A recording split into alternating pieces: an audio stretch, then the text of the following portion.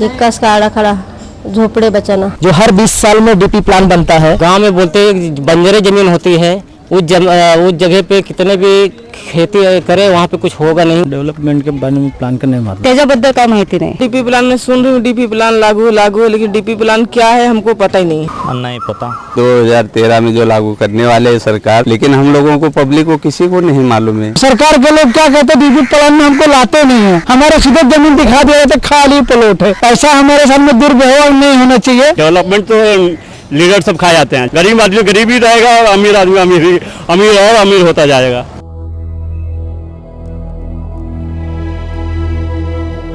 देश को आजाद होकर 65 साल गुजरने के बाद भी विकास की परिभाषा क्या है, यह हमें और तुम्हें पता ही नहीं। क्योंकि वजह यह भी हो सकती है कि विकास आम लोगों तक पहुंचा ही नहीं, इसलिए आम लोग विकास की परिभाषा समझ ही नहीं पाते। विकास बोले तो एक आसान सी बात, एक सुनिश्चित जगह का या विभाग का योजना के आधार पर अमल करना। जैसे कि यह एक खाली जमीन है,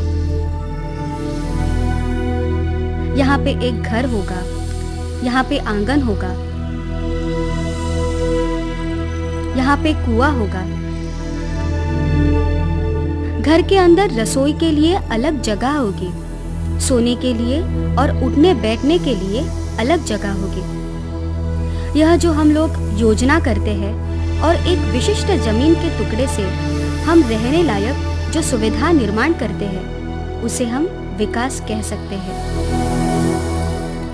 इस विकास की संकल्पना में स्कूल, पुलिस स्टेशन, आरोग्य की सुविधा, मनोरंजन के साधन यह सम्मिलित होते हैं। इसी प्रकार से बस्ती का विकास, शहर का विकास, राज्य का विकास और देश का विकास होता है। यह विकास की परिभाषा भारतीय संविधान के जीने के मूलभूत अधिकार से जुड़ी है, जैसे कि घर, शिक्षा और आरोग्य का अधिकार। यह संक्षिप्त में हमने विकास की परिभाषा क्या है यह समझाने की कोशिश की है, लेकिन यह विकास अपने मुंबई शहर के साथ कैसे जुड़ा हुआ है, इस पर हम इस फिल्म में जानकारी देंगे। जैसे हमें स्वातंत्र्य मिला 1947 में और उसके बाद सरकार को पता चला कि जो शहर बढ़ते जाते हैं उसमें कुछ नियोजन होना चाहिए, यानी कि जो पूरी ज़मीन है शहर की, वो ज़मीन किस तरह से उसका उपयोग होना चाहिए, इसके बारे में कुछ सोच विचार होना चाहिए, नहीं तो फिर ऐसे ही शहर बढ़ते जाएगा। उसके बाद बॉम्बे टाउन प्लानिंग एक्ट है, उसके अंदर हमारे जो बीएमसी है उसको एक अधिकार दिया गया कि आप एक शहर के लिए विकास आराखड़ा बनाइए, यानी कि विकास प्लान बनाइए, जिसमें शहर की जो ज़मीन है उसका हर एक स्क्वायर फुट या हर एक स्क्वायर माइल किस तरह से उसका उपयोग होना चाहिए, इस बारे में आप एक नियोजन करो। और उसके जो शहर का जो ज़मीन का उपयोग और उसके बारे में जो कुछ उसके नियम हैं, वो ज़मीन का विकास करने के वो नियम, ये दोनों मिलके फिर ये डेवलपमेंट प्लान कहा जाता है, विकास नियोजन आराखड़ा जिसको हम लोग बोलते हैं, कि जिसमें ज़मीन का उपयोग, शहर के हर एक ज़मीन का क्या उपयोग होना चाहिए और वो उपयोग में लाने के लिए उसमें जो कानून होने चाहिए वो, ये मिलके ये डेवलपमेंट प्लान होता है। ज़मीन का उपयोग यानी ज़मीन का उपयोग किस प्रकार से, तो ज़मीन में हम रहते हैं, रहने के साथ साथ जो हमारे ज़िंदगी से जुड़ी हुई है, जिनकी बहुत ही आवश्यकता है।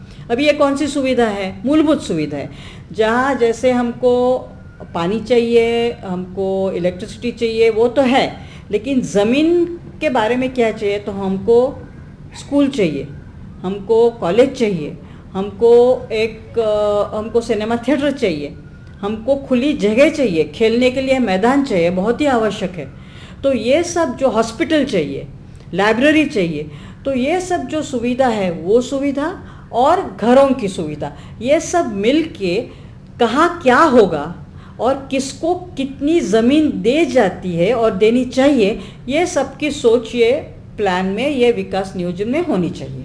तो पहली योजना तो हम लोग बोल सकते हैं कि जो इंजीनियर मोडक और मायर इन दोनों ने बनाई, जो 47 में बनाने को उनको बोला और 1950 से 56 तक उसका अमल भी हो गया।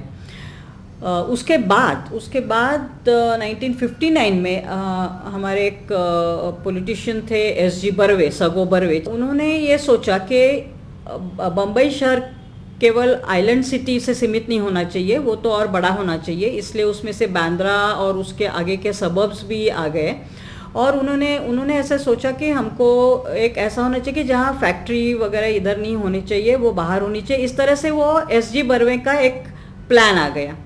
उसके बाद जब 1964 में जब BMC की तरफ से एक वो नियोजन ये बनाया गया, नियोजन का आराखड़ा बनाया गया, तो 64 में वो बनाया, लेकिन वो 67 में एक्चुअली उसका अमल होना चालू हो गया।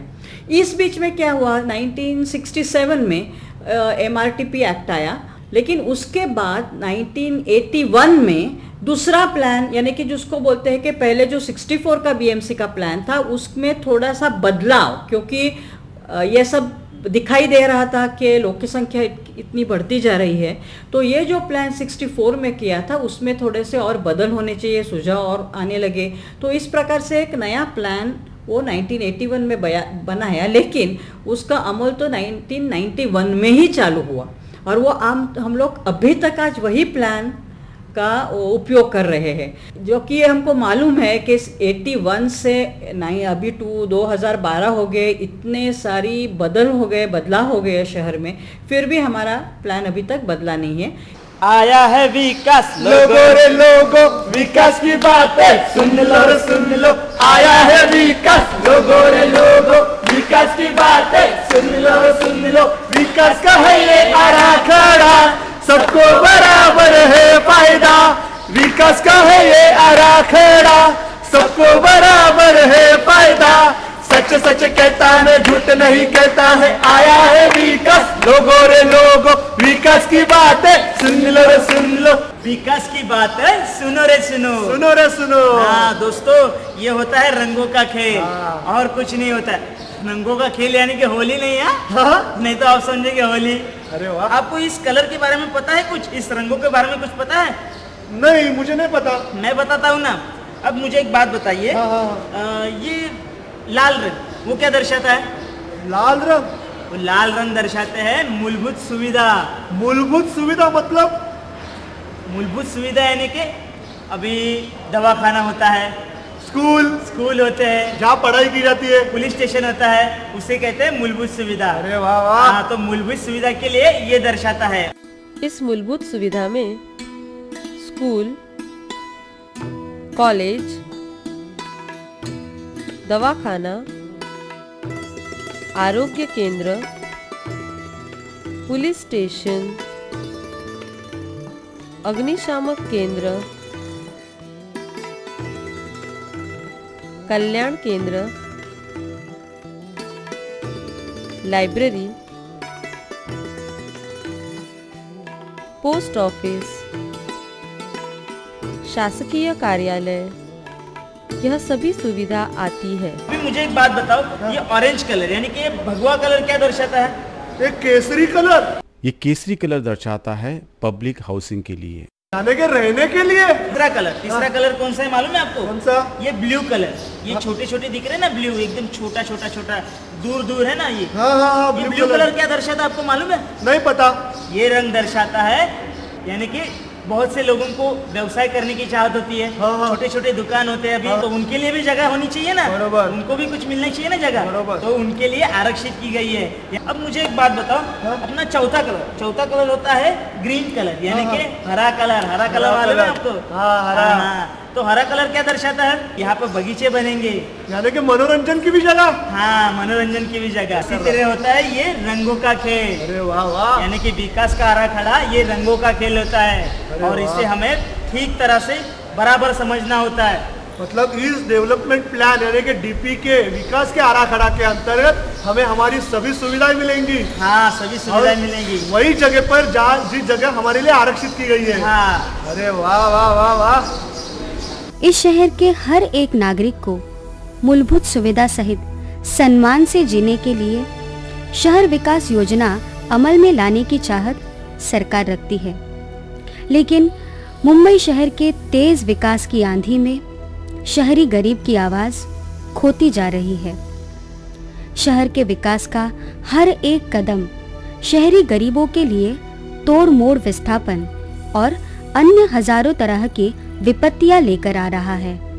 शहर में 78% लोग बस्तियों में रहते हैं और बस्तियां सिर्फ शायद 8 से 10% ज़मीन पे रहती हैं। तो हम अनुमान लगा सकते हैं कि डीपी प्लान का कोई असर तो खास हुआ नहीं है। मुंबई के शहरी जो गरीब हैं उनकी ज़िंदगियां सिर्फ बहुत सारे कागज़ के टुकड़ों तक सीमित रही हैं।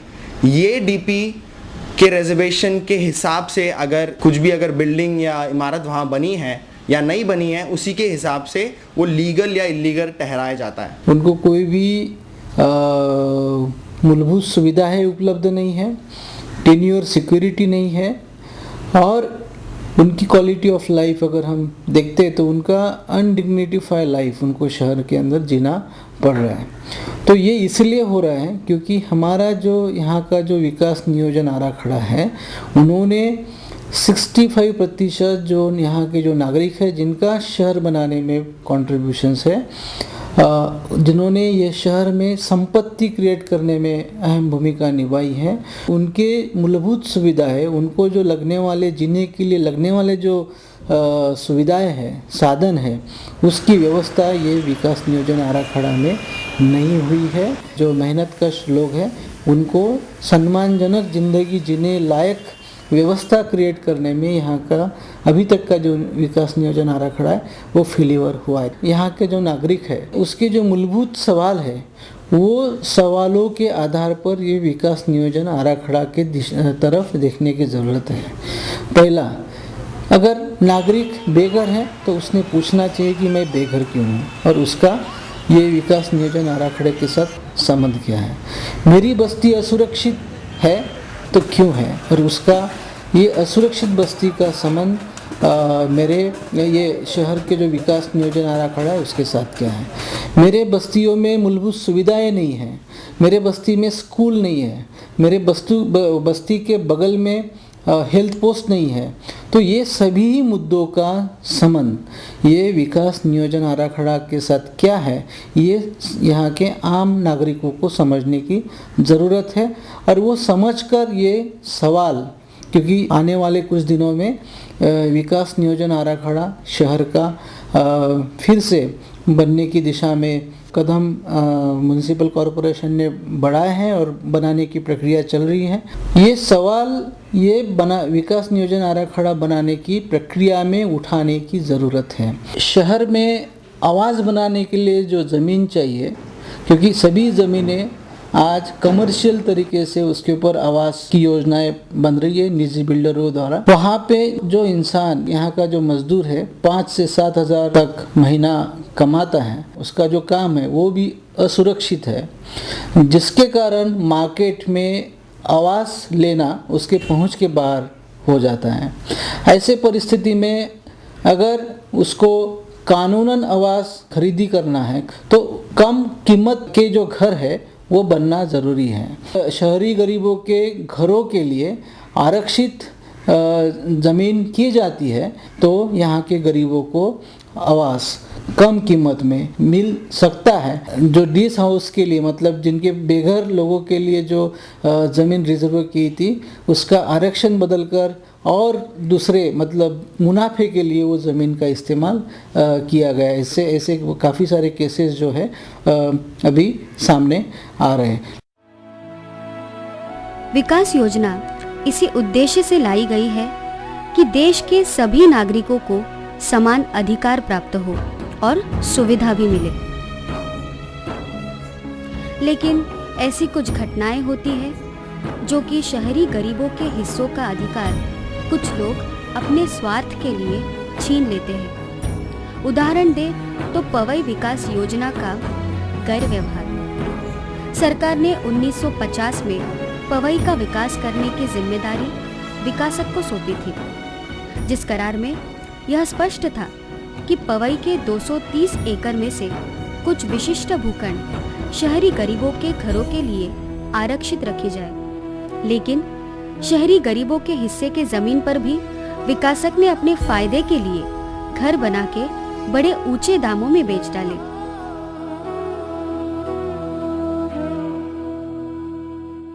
मुंबई को सिंगापुर बनाना है। एंटुले जब मुख्यमंत्री थे तो बहुत बड़ी तोड़ू कार्रवाई मुंबई में हुई थी और लोगों को मुंबई के बाहर भेजा गया था और उस समय बहुत सारे संघर्ष चले, बहुत सारे लोगों ने आंदोलन किए।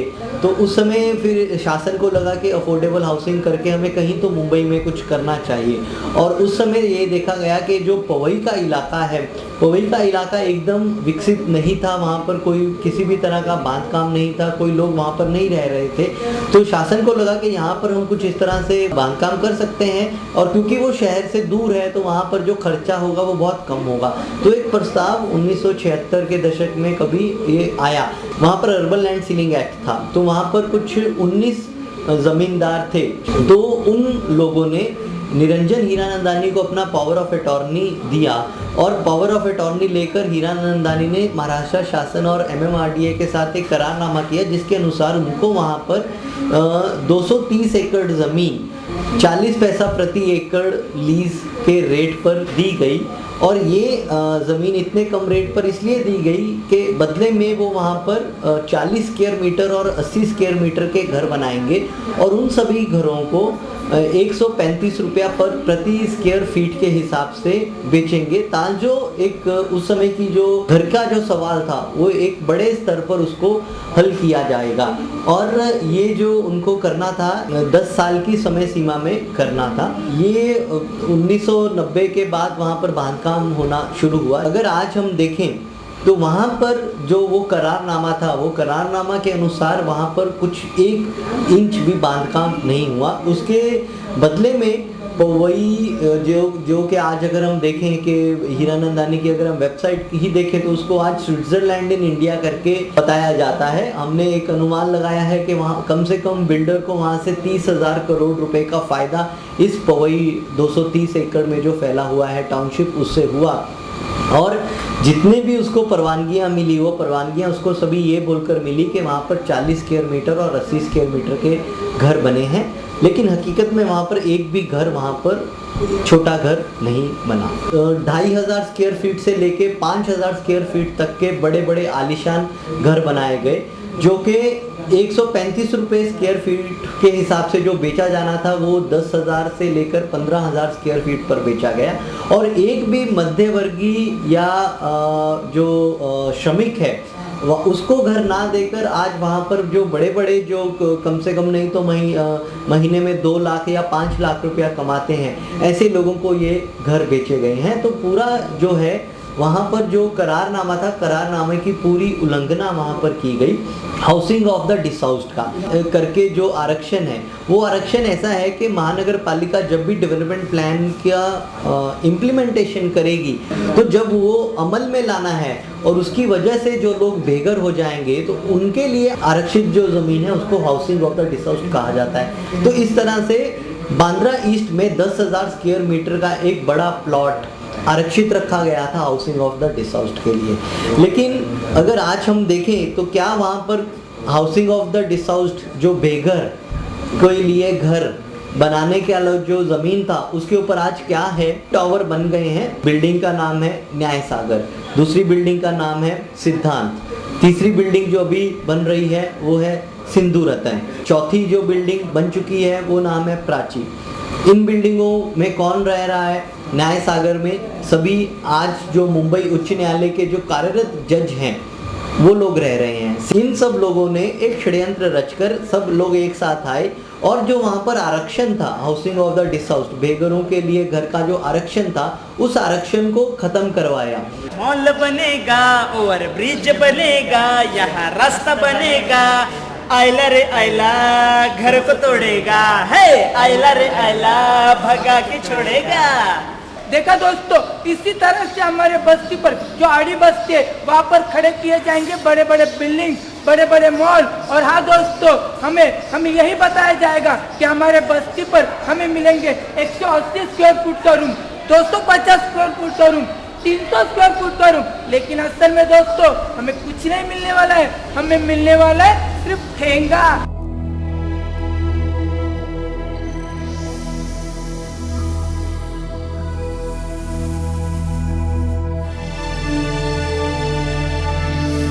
ये CRZ 1 और 2 के जोन में आते हैं। 3 तो यहाँ से 4-5 किलोमीटर दूर है। और यहाँ पे CRZ 3 जैसे आप बड़े बड़े कॉल सेंटर देख रहे हैं, एकदम समुद्री इलाका है, वहाँ पे बड़े बड़े कॉल सेंटर बन गए हैं।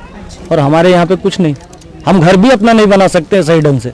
मैं अभी 9 साल हो गया इधर रह के। तो सरकार ने आपको यहाँ से हटाया तो आप लोग क्या करोगे? हटाएंगे कैसे? हमारा हक हमको चाहिए। पहले तो घर चाहिए हम लोग को, उसके बाद सब चाहिए।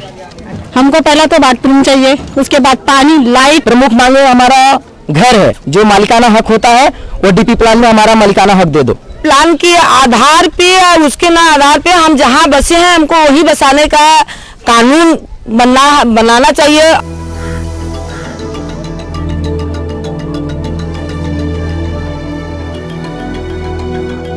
हमको अच्छी जगह पे चाहिए, ऐसी फालतू जगह पे घर नहीं चाहिए। विकास होना चाहिए, अच्छा होना चाहिए, हम लोग को कोई तकलीफ ना हो।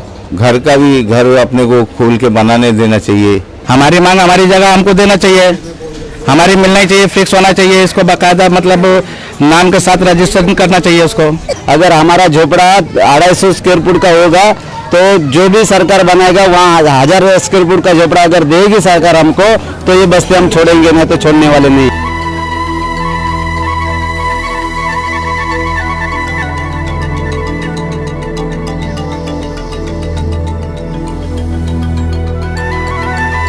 बारा वर्ष मला म्हणजे इथे झाली राहायला।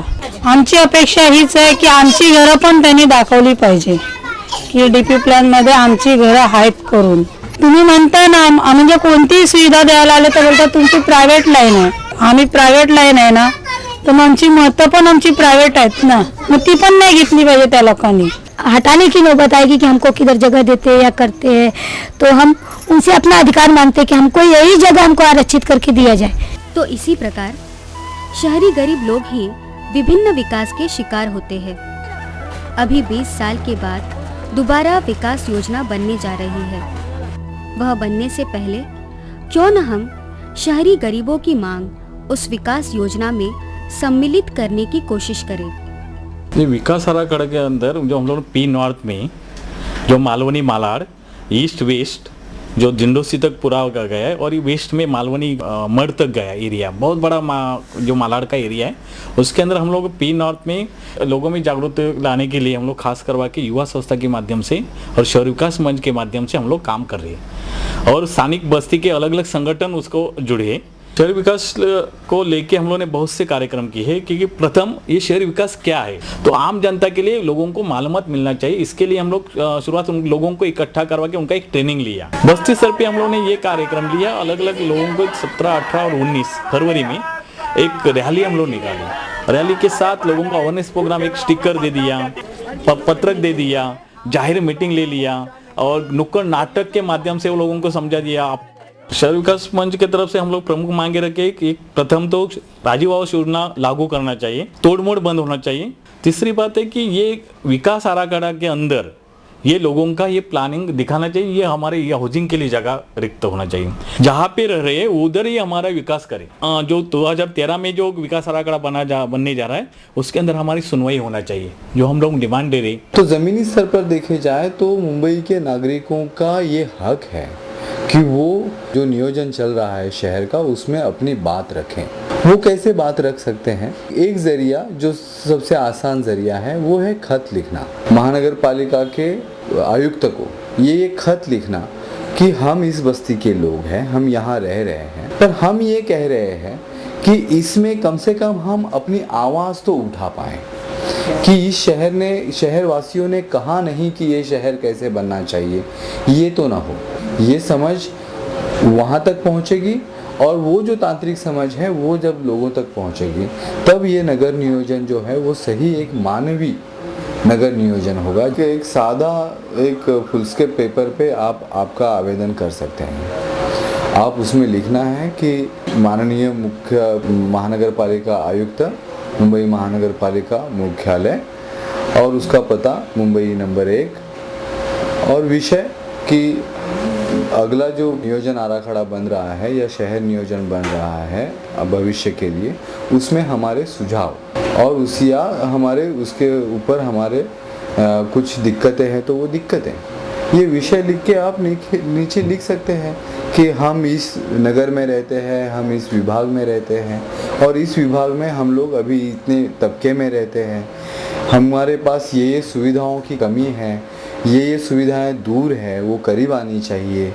ये सभी चीज़ें आप लिख सकते हैं उसमें और ये लिख के आपने ये कहना चाहिए कि हमारे लिए घर नहीं है, हम सालों से यहाँ रह रहे हैं, फिर भी अभी भी हमको स्लम कहा जाता है।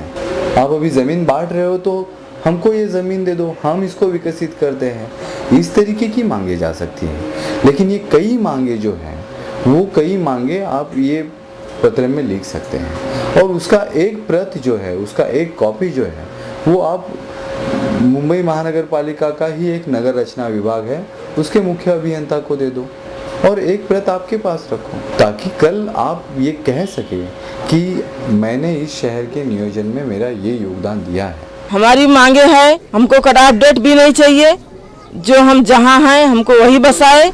घर के बाद हमको लाइट, पानी, रोड, संडास, हमारे बच्चों का स्कूल का कुछ सुविधा, ये सब सुविधा तो सबके लिए होना ही चाहिए। तो जो भी सरकार बनाएगा वहाँ 1000 स्क्वायर फुट का झोपड़ा अगर देगी सरकार हमको तो ये बस्ती हम छोड़ेंगे, नहीं तो छोड़ने वाले नहीं है। उनके लिए आवास अगर उपलब्ध करवाना है, जमीन का आरक्षण विकास नियोजन आराखड़ा में करने की जरूरत है। अभी उधर पे भी एक वो था, क्या बोलते उसको कोलगेट मैदान था, कोलगेट मैदान में भी मट्टी ज़्यादा है, अभी बारिश आएंगी तो उसमें भी कीचड़ हो जाएगा, पानी भर जाएगा, अभी उधर पे भी खेलने नहीं जमेगा तो अभी हम लोग किधर जाएंगे। हम लोग को झूले इधर पे मैदान, दरवाजे पे जाते हैं तो सब लोग मार के भगाते हैं, तो हम लोग को गार्डन चाहिए अच्छा बच्चों लोग के खेलने के लिए, और बस खेलने के लिए इतना अच्छा मैदान होना चाहिए जहाँ पे कोई गंदगी ना, एकदम साफ सुथरा, ये ऐसा मैदान चाहिए खेलने के लिए। बाथरूम का शौचालय में जाना पड़ता है, रोज का 2-2 रुपया देना पड़ता है। सरकार से यही है कि पापा हम लोगों को टॉयलेट बना के दे दे अच्छे से कोई। देखिए अब क्या गरीब आदमी कितना गरीब होते जा रहा है, कुछ है क्या? गरीब आदमी के लिए लड़ रहा है, लेकिन आप लोग उसके पीछे नहीं जा रहे हैं। इस पूरे फिल्म में विकास की योजना क्या है, वह कैसे हमारे रोजमर्रा जिंदगी के साथ जुड़ती है, इस पर रोशनी डाली गई है। उसी के साथ शहरी गरीब विरोधी के लिए तमाम कामों के साथ साथ शहरी विकास योजना भी जिम्मेदार है, जिसे नौकरशाही एसी कार्यालयों में बैठकर असल सच्चाई से कोसों दूर बनाती है। हमारी झुग्गी झोपड़ियों को नजरअंदाज कर उन जमीनों को अन्य योजना के लिए खुला करके हमें उजाड़ देती है।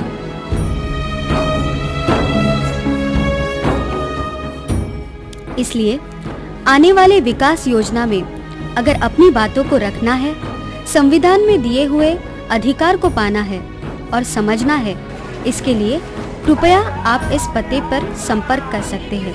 नाम अरविंद उन्नी या मोहन चौहान, शहर विकास मंच, मुंबई, कवि केशवसुत पुल के नीचे, गाला नंबर 13, दादर पश्चिम, मुंबई 28। दूरध्वनि क्रमांक 243273550। मेरी बस्तियों को जाने का हक रे, मेरी बस्तियों को जाने का हक रे, मेरी बस्तियों को जाने का हक रे, मेरी बस्तियों को जाने का हक रे। क्यों बसे हुए घर को उजाड़े, क्यों बसे हुए घर को उजाड़े, रहे नामो निशान नहीं। क्यों बसे हुए घर को उजाड़े, रहे नामो निशान नहीं। मेरे वोटों को ये जानने का हक रे,